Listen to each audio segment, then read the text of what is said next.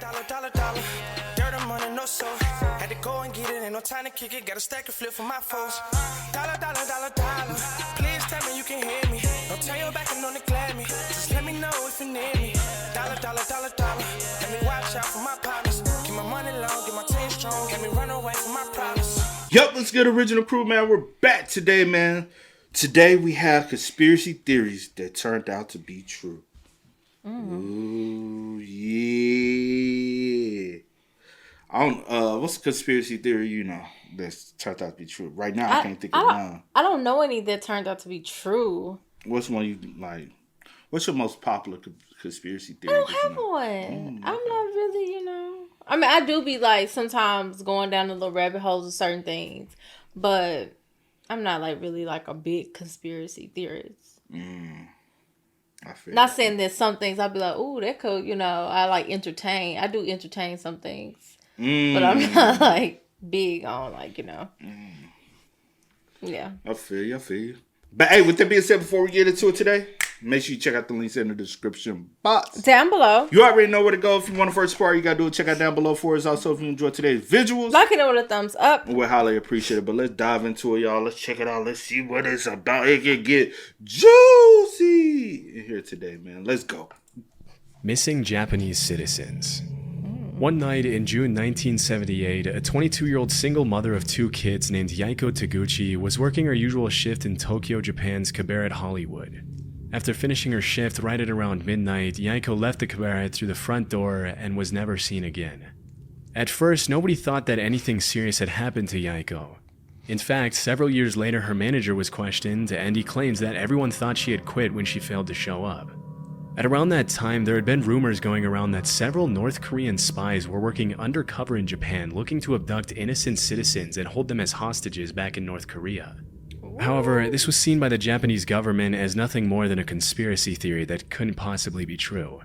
Sadly, the missing case of Yaiko went cold, and it wasn't until almost a decade later that a clue to her whereabouts emerged following a disturbing chain of events. In November 1987, as South Korea was preparing to host the Olympics in the capital city of Seoul, a Korean Airlines plane blew up in mid-air as it was flying over the Andaman Sea, taking the lives of 115 innocent people. During the investigation, it was revealed that two North Korean agents acting under direct orders from the North Korean government had planted a bomb in an overhead storage compartment before getting off at the first layover in Abu Dhabi. As the authorities were closing in on the two suspects, one of them took his life with a cyanide-laced cigarette, but the South Korean government was able to arrest the other agent responsible for the attack. During her interrogation, it was revealed that she had been training for that mission for 6 years, and that for 3 of them she had been paired with Yaiko Taguchi, who had taught her how to speak and act like a Japanese woman so she could fly under the radar. As it was later revealed, Yaiko wasn't the only woman who had been kidnapped by the North Korean government. As of today, 17 Japanese citizens have been officially confirmed by the Japanese government as having been abducted by North Korea from 1977 to 1983. Disturbingly, a lot of them were shamelessly kidnapped in the middle of the day and thrown on a boat to North Korea. You might think that the victims were involved in something shady that put them on the North Korean government's radar, but the investigations actually suggest that most of them were average citizens who just happened to be at the wrong place at the wrong time. Wow. One woman was captured while she was walking to a knitting class, and 2 others were kidnapped on a vacation to Europe. Another one, a 13-year-old girl, was taken as she was walking back home from school. Some of these victims were kidnapped for identity theft purposes, while others, like Yaiko, were forcefully brought to North Korea to teach the Japanese language and culture to North Korean spies. After the kidnappings were confirmed beyond the shadow of a doubt, the North Korean government had no choice but to come forward and apologize, but they claimed that only 5 of the 17 kidnapping victims were still alive. Over the next few years, the North Korean government would send what they would claim to be the cremated remains of some of the deceased victims back to Japan. However, as DNA testing would quickly reveal, pretty much all of the remains were fake, leading the Japanese government to believe that many more of the kidnapping victims were still alive. To this day, the North Korean government has stuck to its story, claiming that there were only 13 kidnapping victims and that the ones who were still alive were sent back safely to Japan. Shockingly, while the Japanese government has officially confirmed 17 kidnappings, the list of potential victims suggests that the true number could be as high as 800. Sadly, given the current political situation, it's unlikely we'll ever see the full extent of these abductions, or see the North Korean government held truly accountable for its horrific crimes. Hell no, that is crazy. Wow. That's the first one? Wow. Oh, man, you started off juicy, bro. Damn. That's crazy. And then like it's like your family. You don't know like if your loved one is still alive, if they're not. Hold on, let me ask you that. Thanks for bringing that up. Do you think they are still alive? Yeah. Me? Do I think they still alive? No. I just think they've been killed and thrown or tossed somewhere. They was like, we gotta provide them with something. So we gotta give them ashes. Y'all ain't kept people ashes that y'all killed just in case we want to send them back. No, y'all just had to give them something. Yeah, I had to give them something. But I do think some of them, because if you're using them for something for your benefit, then I do think so. That's probably not all of them. But I say this: we don't even know the amount. We don't even know the amount of the people that they have. So I would say not all are probably still alive, but I feel like some are. I know the amount he said, but like he said in the end, it could be more. It could be, we don't know. They lying about the amount that they do, say that, whatever. That's just crazy. It's just crazy. That's insane. And you just like going on your normal day, going to knitting class. I'm going to knitting class. And you come snatch me up, and that's that. That's sad. And they young. They young in the 20s, teens.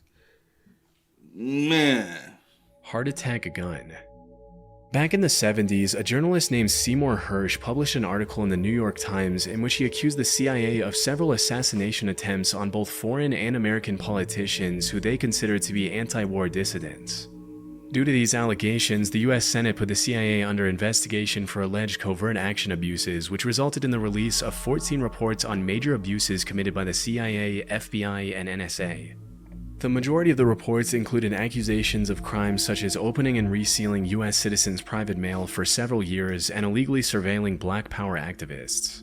Although these claims are obviously pretty serious, they paled in comparison to one particular accusation, or conspiracy theory, which alleged that the CIA had developed a pistol that could fire a poison dart over 300 feet, take a person's life, and leave absolutely no trace as to the cause of death.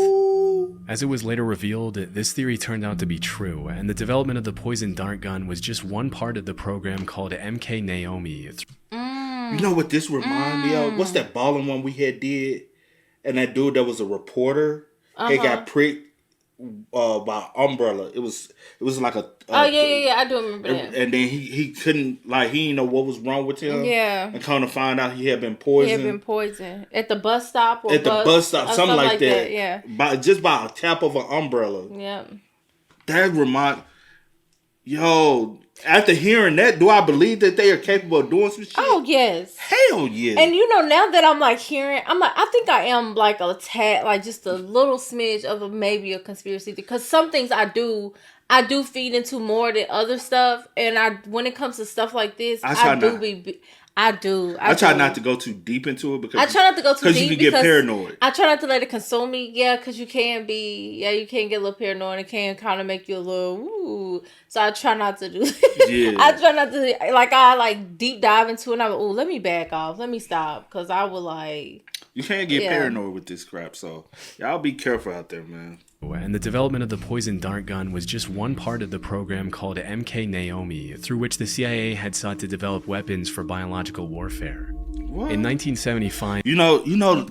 Speaking of this, there are people who believe... There are people who believe what happened in 2020 wasn't stuff like that. Wasn't necessarily an accident. It was a lot of people. I've had a conversation with people. A lot of people do believe that was on purpose. It was purposefully done. And the stories I've heard of reason why people speculated, I'm like, it could have been. I don't think I ever had the conversation with you about it. But I done some people, you know what I'm saying, to get rid of a lot of people. And a lot of people that from certain communities. I'm going to just say that. The CIA had sought to develop weapons for biological warfare. In 1975, William Colby, the CIA director at the time, had to testify in front of the committee that was investigating the agency.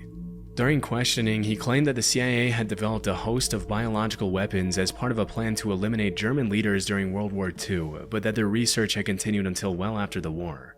He also mentioned that the poison dart gun was almost completely silent on account of the battery that was housed inside the handle, and that it had been specifically designed for the target to feel nothing more than a mosquito bite when the dart struck. Interestingly, the agency had used a specific shellfish toxin to make it impossible for anyone to know what the cause of death was, leading forensic pathologists to believe that the victim had suffered an inexplicable heart attack. It wouldn't help pathologists that the dart was designed to melt inside the body so that it only left a small red mark where it entered the victim.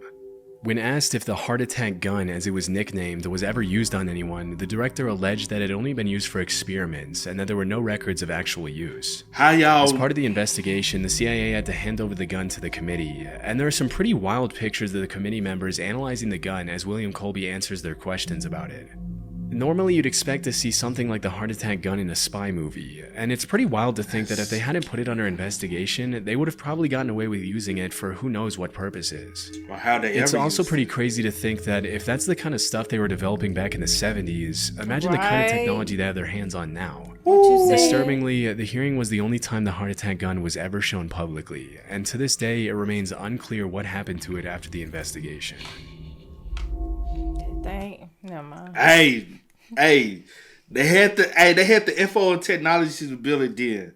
Boy, they got something now that's so powerful that you ain't even gonna feel it. 10 times. That you ain't gonna feel it. It ain't gonna leave no mark. It ain't gonna. Man. It ain't even gonna leave a little bit more. They done found the way to not even leave no indications. Oh, that's scary, bro. Hey, that's scary, man. When you really think of what can happen, bro, that's scary. That's why I had mentioned, but that's scary, bro. Oh, man. Y'all layer up out here in this. Yeah, it probably won't help. Layers would help, though. If you got on some thermals, then got on some other pants underneath, some other pants underneath, some other pants, they be like, oh, you walking around here like you a big dude. Yeah, I am. Well, you only thinking about like winter time. No, I'm thinking 24/7. Ain't nobody like, be for real. Be out here sweating. Be for real. Hey, sweat out that weight. Something wrong. For real, though. That's why you see these folks out here in the summertime. Remember that one person we used to got all them big baggy pants and that people like, damn, I know he hot. You know what I'm talking about?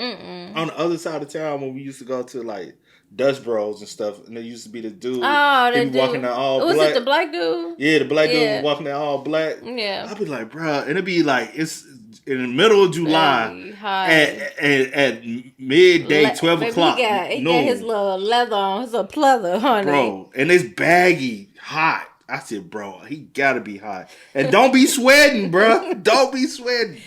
You know, some people don't sweat as much as others. I'm finna get immune to it like him, y'all. Be out here thinking like, dang, kid out here. Yeah, rock on. Rogue waves. Sailors often get a reputation for making up stuff they claim to have seen during their time out at sea, and because there's no one there to refute their claims, they sometimes get away with some pretty tall tales. For centuries, sailors all around the world had talked about seeing monster waves on the open sea that would allegedly reach over 100 feet in height. In 1826, a French captain claimed that he had seen a 108-foot tall wave in the Indian Ocean. Even though he had 3 sailors with him who backed up his claims, when he came back to the mainland, he was publicly ridiculed by the scientific community, as it was widely believed that it was impossible for a wave to be higher than 30 feet tall. For a long while after that, dozens of people continued to claim sightings of these monstrous waves in the middle of the ocean, but with no real evidence other than eyewitness testimonies, the existence of these waves fell into the urban legend or conspiracy theory category. In the 80s and early 90s, the Draupner platform was set up in the North Sea off the coast of Norway to extract natural gas. As part of the protocol that was carried out to see if the platform was stable enough to withstand the rough seas, a wave height recorder was installed on the platform. On New Year's Day in 1995, the sensor recorded an 84-foot tall wave, which served as the first real piece of evidence for the existence of rogue waves. After this incident, a lot of people started wondering how many of the sailors from previous centuries had been telling the truth. Right. What's more disturbing than that is that there were probably hundreds of disappeared sailors from all around the world who had come across a rogue wave, also known as a monster wave or a freak wave. But because most people who encountered 100-foot tall rogue waves generally didn't live to tell the tale, their testimony went down into the depths of the ocean with them. Since the Dropner wave of 1995, there's been a growing interest in rogue waves brewing in the scientific community. A few years ago, a professor at the Australian National University had estimated that at any given moment, there are 10 rogue waves active in the world's oceans. As of today, a rogue wave is usually defined as a wave that is twice as large as the largest waves that come up in a particular area. And while the root cause of rogue waves continues to be investigated, it's generally accepted that these monster waves appear when two wave crests join together at the exact right time, resulting in a massive wave that can sink even the largest ships and oil rigs. Interestingly, it's also been discovered that rogue waves can take place in large lakes. In 1975, a freighter named the SS Edmund Fitzgerald sank in Lake Superior under some pretty mysterious circumstances, with a lot of people in the scientific community coming up with all kinds of hypotheses to explain the incident. It wasn't until several years later that the scientists started theorizing that the vessel could have fallen prey to a set of 3 consecutive killer rogue waves. A phenomenon referred to as the Three Sisters, in which the first wave destabilizes the ship, the second wave hits the ship's deck before it can stabilize again, and the third wave overloads the ship with more water than it can take on. If this were true, it could also provide an explanation for the mysterious sinking of other large ships in oceans around the world over the past few centuries, but this might be a bit more difficult to prove. Poisonous alcohol. In January 1920, the 18th Amendment to the U.S. Constitution was successfully ratified, triggering a 13-year period known as Prohibition, during which the production, sale, and transportation of alcohol was made illegal. During this period, the government enforced some pretty strict measures to prevent bootlegging of alcohol, which made the alcohol black market flourish like crazy. It was pretty much a playground for the mafia, in which the government would raid one bar and another one would crop up in just a few days' time. While all of this was happening, there were some pretty messed up rumors floating around that the US government was taking extreme measures to make sure people weren't consuming alcohol. These included allegations that the government was intentionally poisoning alcohol to make people who consumed it sick. For a while, this remained something of a conspiracy theory, but things took a turn pretty quickly on New Year's Day 1927 when 41 people died from alcohol poisoning at New York's Bellevue Hospital. Disturbingly, the autopsies revealed that a lot of the victims had been drinking industrial methanol, otherwise known as wood alcohol, which can be fatal even at low doses. It turns out that the government had forced companies to denature industrial alcohol to make it undrinkable since 1906, which was far before Prohibition. But when the crackdown on alcohol started, the government ordered these companies to add quinine, methyl alcohol, and other toxic chemicals to discourage people from drinking it. Their reasoning was that if black market dealers knew their alcohol had been poisoned, they wouldn't dare distribute it knowing how dangerous it would be for their customers to consume. Wow. I guess they forgot to factor in that the demand for alcohol at the time was absolutely insane, and that black market dealers didn't care who lived or died from consuming their product. Right? It wasn't until December 1933, 6 years after the Bellevue incident, that the federal government finally toned down their abstinence from alcohol policies. But by then, thousands of Americans had already been poisoned with contaminated alcohol. Just imagine, right? Like, let's be real, bro. Just imagine the certain things that has always been a cover-up or a lie of certain events that has happened in American history, right? Like, even like the Tuskegee experiment, right? They still haven't came out and verbally say what that was, you know? And it's we have always just speculated what it was, but we all know what it was, bro. They all gave them shit. And just seeing experiment amongst poor people to see how this, whatever they injected them, how it would work on, you know? Basically use humans as guinea pigs. And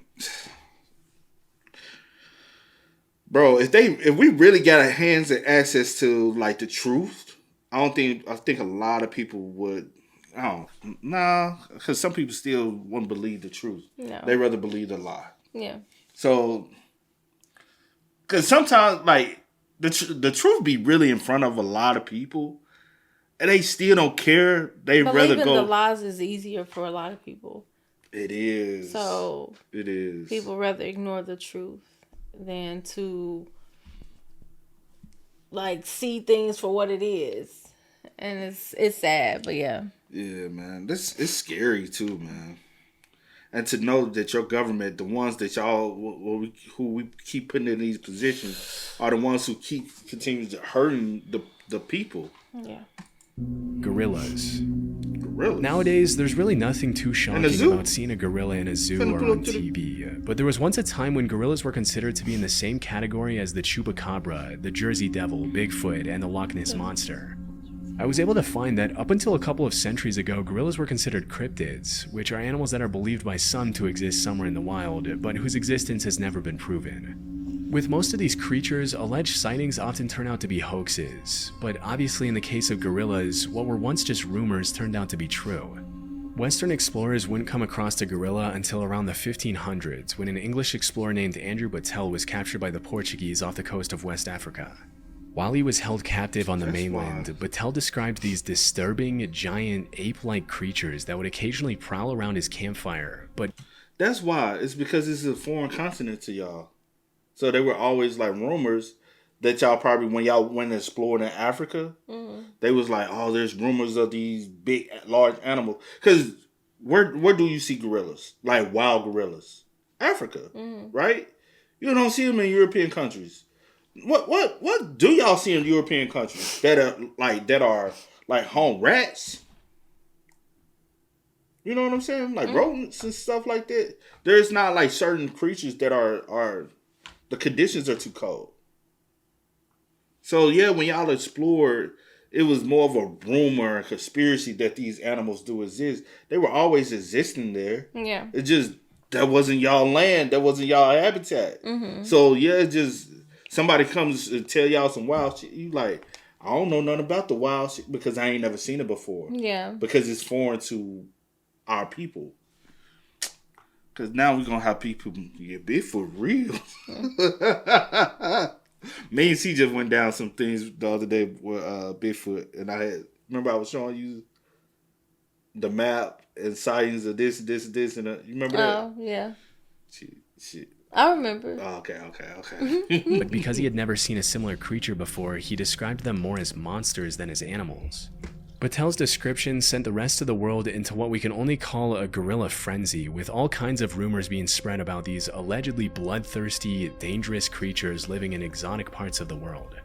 Over the next couple hundred years, the buzz around gorillas grew as explorers in Africa sent back illustrations of gorillas to Europe, which were often given to royalty and emperors as rare gifts.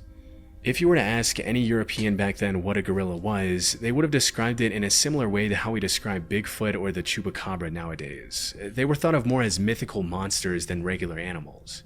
It wasn't until over 200 years or so later that an American naturalist named Thomas S. Savage found a gorilla skull in 1847 during an expedition to Africa, which was the first piece of real proof for the existence of these animals. Naturally, this triggered a bunch of new expeditions to the area, and between 1855 and 1859, French explorer Paul Duchaillu confirmed the existence of gorillas and even brought some back dead.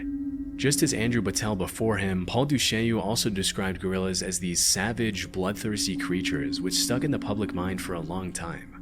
Around 15 years later, some German explorers brought back a baby gorilla from Africa to Liverpool, even putting up some towels on the ship so he could swing around and entertain himself on the long journey back. As you can probably imagine, as soon as the ship arrived... So y'all like her kidnapping gorillas. Also, I was like, why y'all Y'all take just that taking baby them. away from His habitat, his parents. They probably in a frenzy. Where my baby? Where my baby? They done came and took your baby. They done came and took the baby. That is sad. entertain himself on the long journey back. As you can probably imagine, as soon as the ship arrived back in Liverpool, people started flocking around the hotel where the gorilla was allegedly being kept to catch a glimpse of the once mythical creature.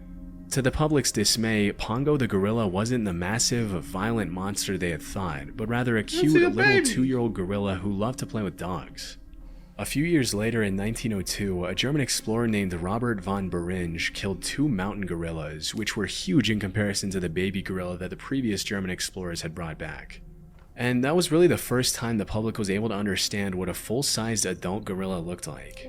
It's pretty crazy to think that at some point these animals that we now see as normal were once seen as legendary monsters. Interestingly, if you really look at the research, there are a ton of other animals that we now take for granted that were once brushed off as hoaxes, including kangaroos, platypuses, giant squids, and Komodo dragons. With so many of these... That's because all of...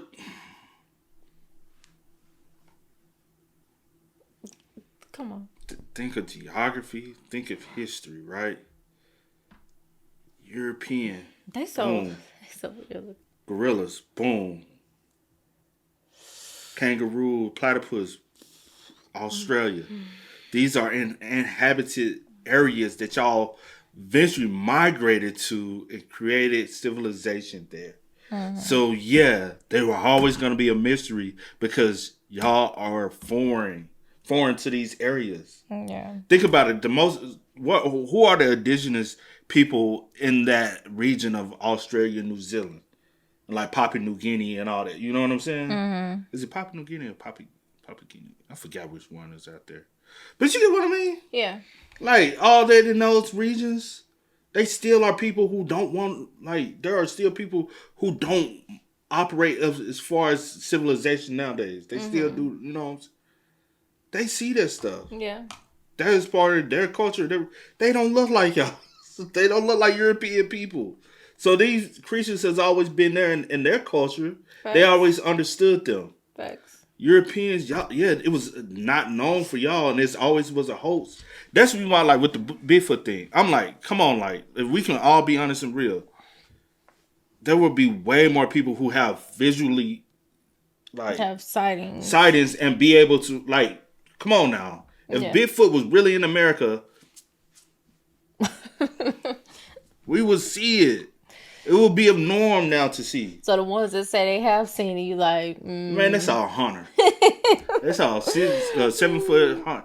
Dude out here hunting in a yeah, that's what they say, huh? Myths turning out to be true, it really makes you wonder how many animals are out there that we have no idea even exist. Some stuff you just gotta think, man. Yeah, I feel you. Now, are there animals that's probably out there that we haven't seen? Yeah. Because there's still parts of the world, like, even though we have discovered, like, vast majority of the world, there's still parts of the world we haven't, like, really went into. Because I think isn't this an area in, like, South America that there are people who live, like, still of that old culture. So you still got those people who still live like that. So why would, you know, they might have animals and creatures there that we ain't never seen before. Heard of. Yeah, so. And we come and be like, damn, that's some new shit. You know, I don't know.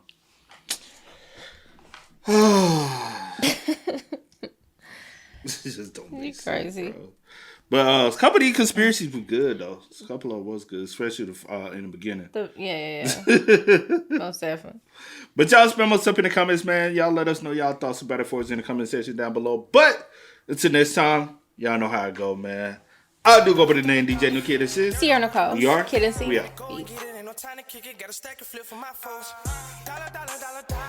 Please tell me you can hear me. Don't turn your back and don't neglect me. Just let me know if you need me. Dollar. Let me watch out for my partners.